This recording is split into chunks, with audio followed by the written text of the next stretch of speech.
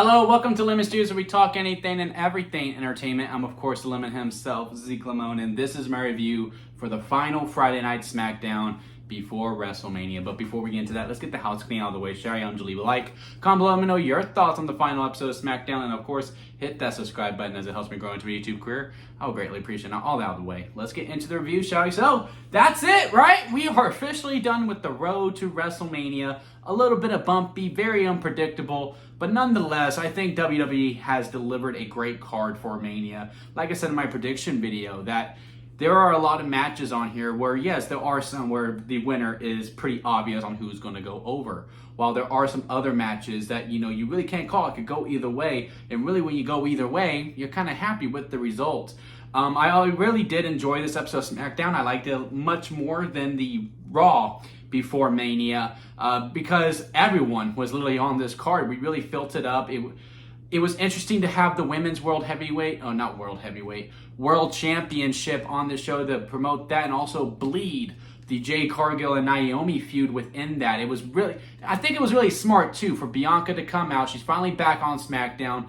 Of course Naomi is going to come out and be like, hey, why aren't you returning my calls? I've been blowing you up. And then Jade coming out, Bianca still trying to be in the middle because she doesn't want Naomi to get hurt. She's having really conflicting feelings. They're going at it, and then have a big brawl, presumes, where again Io is overlooked for the most part. She does the moonsault, which again is why I think she's the one who needs to get the nod to go over. Even though I still think in my heart I want Bianca to win simply because of the streak, I do think the story calls for Io Sky to win for it, because again, you shouldn't overlook all your opponents. You shouldn't just be focused on Rhea Ripley. Rhea Ripley should not just be focused on Bianca. It should be an even all the way throughout. So yeah, I think it was smart overall. It's just, on a 3-hour SmackDown, I kind of wish Jade and Naomi had one more face-to-face altercation, just a promo battle, just between the two, as opposed to another brawl, because we've already seen the brawl multiple times. I thought it was also really interesting to not have Tiffany or Charlotte on the show whatsoever. We did get some sneak peeks on the interview that's going to be happening on the pre-show tomorrow, which, hopefully those go long because, it's going to be a 3-hour pre-show.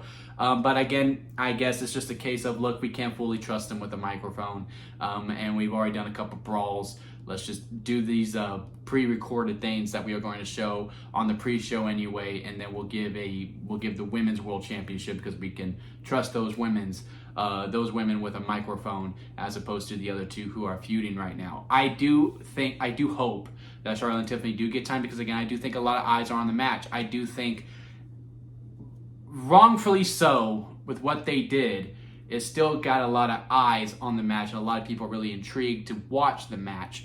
It is what it is. But I also didn't necessarily mind seeing Rhea, Io, and Bianca on this episode of SmackDown. Again, it was the final episode. Everyone's already in Vegas. You might as well just have everyone show up.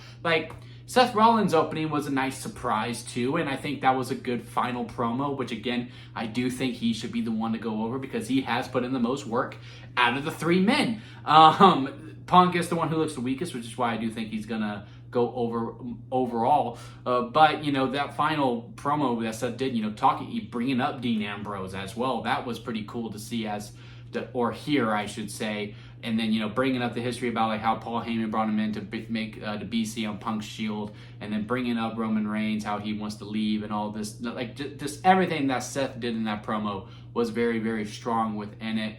The matches were also pretty good too. I think it was really smart for Carmelo Hayes to win the Battle Royal. I also thought it was smart for him and Andrade to be the final 2. Nice callback to the Best of 7, where they did get that proper 7th match. Well, not proper, but as close to proper of a 7th match that we're going to get between the two.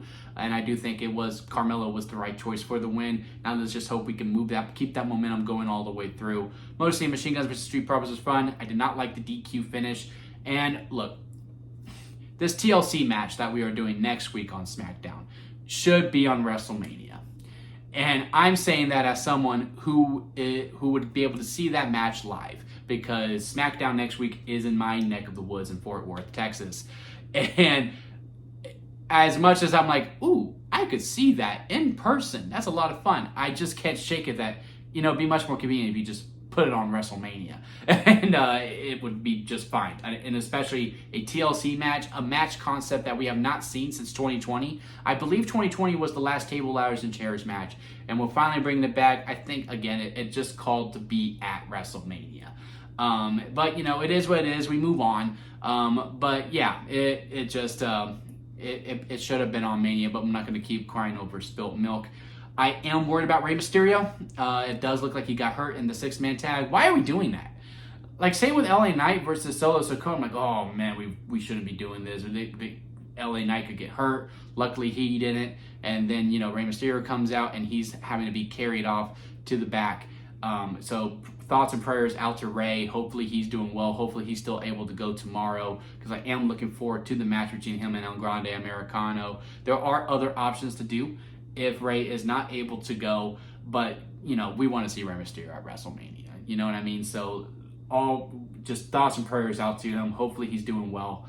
And we're gonna keep a close eye on Twitter and all the outlets just to see how Rey Mysterio is doing. And then, of course, we finished off, Chelsea Green and Zelina Vega was going to be a 6-women tag, and then it got moved to a 1-on-1. If anything, I wish they could have gone back and just kept that women's 6 tag and just bump the Luchadors versus American Made match completely after what happened to Rey. But yeah, they had a match. Zelina Vega got the one. It was a nice little finish, too. And you would assume we do the U.S. title match either next week or another SmackDown. I don't think we're going to do it on a PLE. But, it was fine. It was fine. I would say everything on this episode of SmackDown when it comes to match-wise was fine. The main event segment between Cody Rhodes and John Cena was very good. I'm telling you, Cody's a generational talent.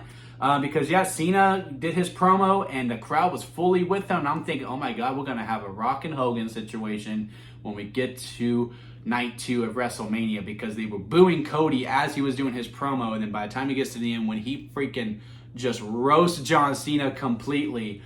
The one that got me was you got dimes for a neck, or was it nickels for a neck? It was very, very funny. Say how pale he was, paler than Sting from Starrcade of 1996. It was just, he laid into him, and the crowd was like, you know what? I love Cody. Then we got the Cody Rhodes chant. That was very fun. I'm really excited. They did a good job on this episode of SmackDown to get me more excited for WrestleMania, which Raw did not unfortunately do, but it does look like they were just saving everything for this Friday night. I'm glad this wasn't as usual final SmackDown before Mania, where we just get all the video packages for all the matches. It was nice. It was a little different. I like how they treated it as an actual show. It felt like this was mainly the go-home show as opposed to Monday Night Raw. But now it's time. It's time to just get to WrestleMania. It is here tomorrow. I am so excited for it. It looks like a good card on night 1. I have enjoyed the road to WrestleMania. Yes, out of the 3 that Triple H has taken over, is this the weakest? Sure, but that doesn't make it bad.